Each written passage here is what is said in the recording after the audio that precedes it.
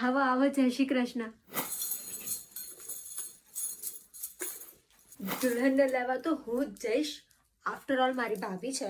યાર, મારા ભાઈના લગ્ન છે અને મારા જ કોઈ ફોટા નથી પાડી આપતું. जचते हैं देखो कैसे बड़े भैया राम जी बिहाने चले सीता मैया.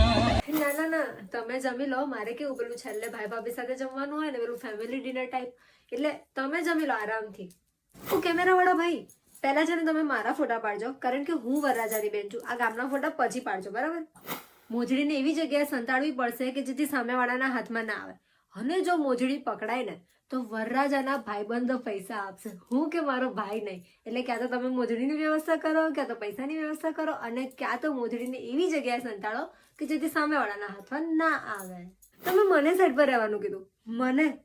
હું વરરાજાની બેન છું.